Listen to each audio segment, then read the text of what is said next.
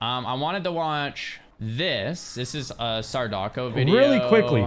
And he talks about only Fangs should use these rules. One of the things I've been thinking about a lot is the hardcore relaunch happening in October. We want to do it right because the first time around, it was amazing.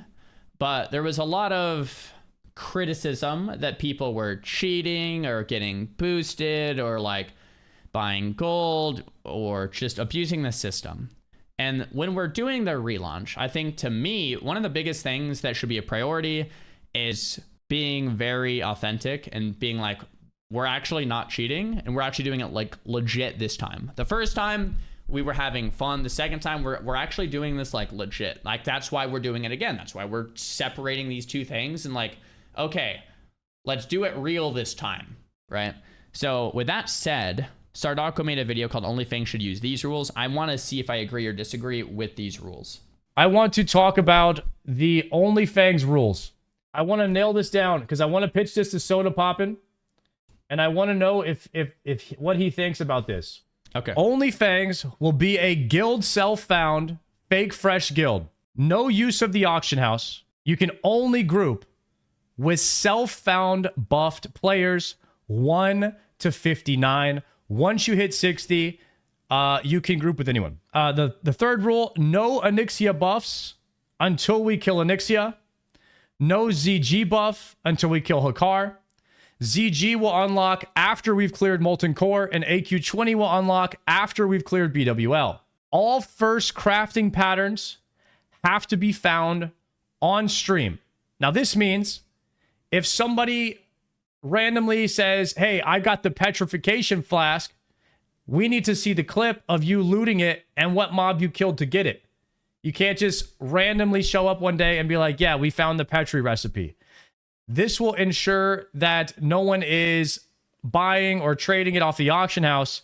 We need actual proof that somebody in the guild looted it on their own, right? It's a self-sustained ecosystem within the guild. Mob tagging is not allowed unless after a death, the Council of Tears approves that you will be allowed to mob tag to get back to your last highest level.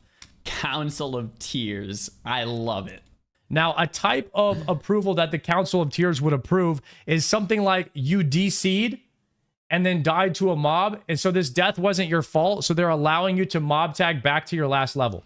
Okay, initially I was going to say mob tagging should not be allowed at all. What the heck? But I agree. If we have a council of people that approves mob tag deaths for disconnects only or server crashes, like server crash, disconnect, those type of things, and you're like level 52 and you're in Only Fangs and the servers crash and you die, then getting mob tagged back to 52, I think that's fair. Anyway, I'm going to go over all of these points again, but I just wanted to quickly interject there. If you died to like a DC. But it has to be approved. And there's a chance that maybe the council doesn't approve any of these, but Soda needs to come up with who would be on the council and who would review the cases to cool. see like if people would be allowed to it's content mob tag too. or not. Okay. Number 8, WoW mains must have their class and spec approved by Soda. Number 9, trading in guild will become unlocked at level 60, and trading with Fangsley can be done at 60, but only consumables and materials. Those are the 10 rules that I... Number 9, trading in guild unlocked at 60. I love it. I love it. Let me hear his thought process. I'm going to go through each one again, but that's a really good one. I have come up with the chat that I think would make the Only Fangs reboot experience the best overall. What is mob tagging? Mob tagging is a system where one person hits a mob down to 60% health and a higher level person kills the mob for them outside of their group, and then they get all the experience. And this can be done with AoE mob tagging. And you can get, this is the fastest way to level in the game, but you're not actually playing the game. You're just kind of grinding mobs really, really fast. It sounds really good, but I think it requires way too much bureaucracy. Well, that's why we have an add-on developer who's going to kind of implement this system to make sure people are following the rules, and there can be add-ons that that kind of keep people within the boundaries. There's nothing that needs an add-on. No auction house is from the self-found buff, which is number 2. Only group with SF buff players, which is, you don't need an add-on. Oh, I guess you would need an add-on to regulate number 2, I guess. Number 3, no Ani buff. I guess you need an add-on, but like if you accidentally get it, then we could have an add-on that clicks it off automatically. That would be hard, maybe. Okay, I guess some of these, if you didn't want to do them manually, you would need an add-on to automatically do it. Fair enough. Okay. Right? And so I think it's looked good. I think all trading should be unlocked at 60. Maybe. But we're trying to keep this experience like as core to a fresh WoW server as possible. Yeah. And being able to buy gold and then buy things off the auction house is something that we're trying to avoid. So if you just take away the auction house from people, then it limits the amount of people that are tempted to buy gold so that they can use it to buy things off the auction house. I agree. I think AQ20 should unlock with ZG. It will be a lot of resets before the guild is gear enough to safely clear BWL. We'll have to talk about that because I want this to be like a fresh experience. And AQ20 wouldn't be out. ZG comes out with Molten Core, with BWL. I agree there too. I think if you have the easy raids to spam gear, then the content becomes trivialized very quickly. And AQ20 comes out with AQ40. So I want to keep it as true to like letting the game progress how it would normally progress on a fresh launch. Just like how Deviant Delight is kind of doing it in a way. Okay, let's go over each rule. So only gangs, is that a typo or did he really mean to say only gangs? I don't know. Guild self-found fake fresh. Okay, so 1, no auction house. I think this is a no-brainer. If you use the I don't think anyone's gonna argue against that.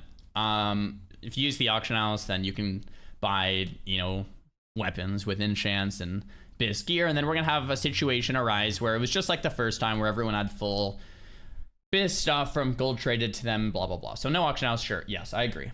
Only group with self-found buffed players 1 to 59. Now for me, this is a no-brainer, but I think this is gonna take some people to get accustomed to. The idea is if you buff with a non-self-found player and you're self-found, then the non-self-found player can have the double fiery, and even though you don't have the double fiery weapons, they have the double fiery and they can just carry you. So the idea is you create an ecosystem where everyone is self-found and you're mimicking a self-found realm that way. This is assuming we don't actually get a self-found realm, which would be the ideal. So I love this because it mimics that self-found experience as much as you humanly can before they actually implement one, if they implement one. So now for the 3, 4, 5, and 6 is really, those are all the same point.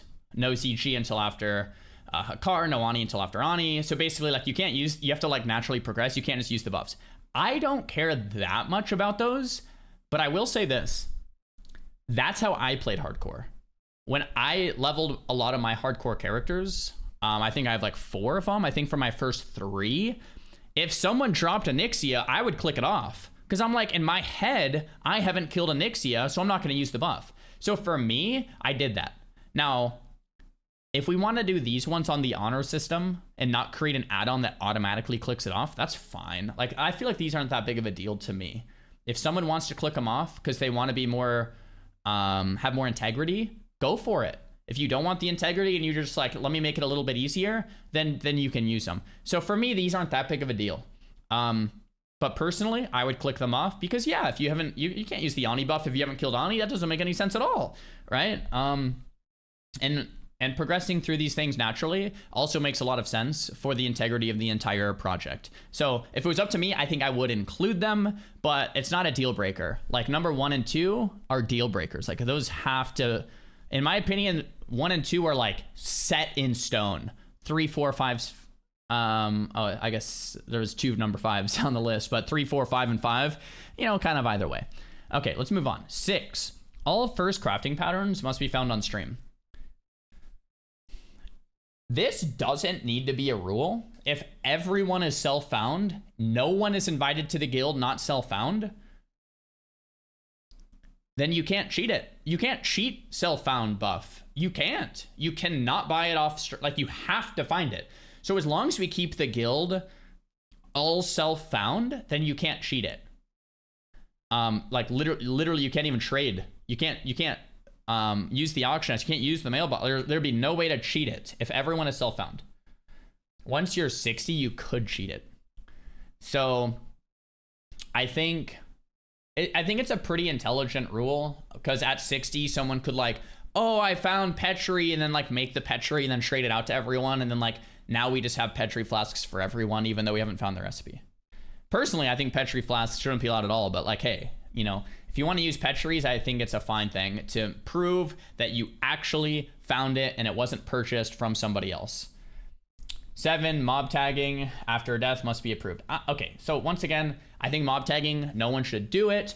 Having said that, I do think having approvals for mob tagging, if you die to a disconnect only or a server crash, like a disconnect or a server crash, sure.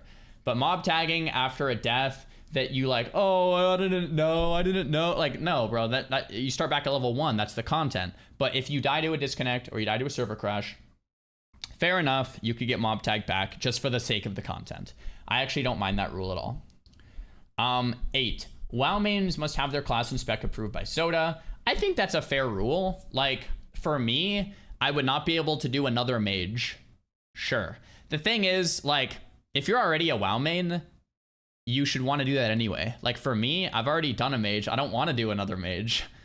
Like, you know what I mean? I've already done a barbarian. I don't need to do another barbarian. I've already done a priest. I don't need to do another priest. So for me, I wouldn't do that anyway. And I think anyone who's a WoW main wants to do something new anyway. Like, Sardako already has a max level warrior. He probably wants to do something else anyway. So yeah, I mean, I think it makes a lot of sense. It doesn't really need to be regulated, but I think it's fine to regulate it too. It's like, yeah, you can't do the same thing you've already just been doing, because we want to make this interesting and fun and like different. Okay, number 9, trading in guild unlocked at 60. I think this is fine, and I want to be very specific about number 9. Trading in guild. That's not trading unlocked at 60. Trading in guild. This would require an add-on to make it so you can't use the auction house at 60, and you can't mail at 60, and you can't like trade with other people at 60. It's trading in guild. So an add-on would have to check, are you in the same guild before you allow trades? Trading in guild specifically at 60. I think that's very good because it keeps our self-found ecosystem alive past 60. So I think it's really good. And then Fangs can trade consumables and materials at 60. To me, I would rather not see this, I think, overall. I think Fangs could do their own mini ecosystem, and then only Fangs has theirs. But if you add it, it's also not a deal breaker for me. If you create an add-on that allows trades from a second guild, but no gold and no items, somehow the add-on would have to check, okay, you can only trade with only Fangs and Fangsly. You can take anything from only Fangs, but from Fangsly trades only consumes. I don't even know if you can make an add-on that does that, but if you could, sure, that I guess that wouldn't bother me that much. Petri flasks, maybe not, because that's a consumable. Anyway, yeah, I think it's like a solid list. I think for sure number 1, for sure number 2. Pretty solid about number 6, number 7, and number 9. All of the rest I actually still like, but they're not necessary in my eyes. So yeah, it's a pretty good list by Sardako. Like, really nice upload. So we're gonna run this. We're gonna run this by Soda and see what he says. Dope. I mean, do you guys have, like, I wasn't reading the chat much. Do you guys have anything to add? Solid list for sure. Yeah. Should there be a time you have to be in the guild, like a minimum of 3 days to be in the guild in order to trade? Probably. Has Soda seen it? Hopefully he sees it soon.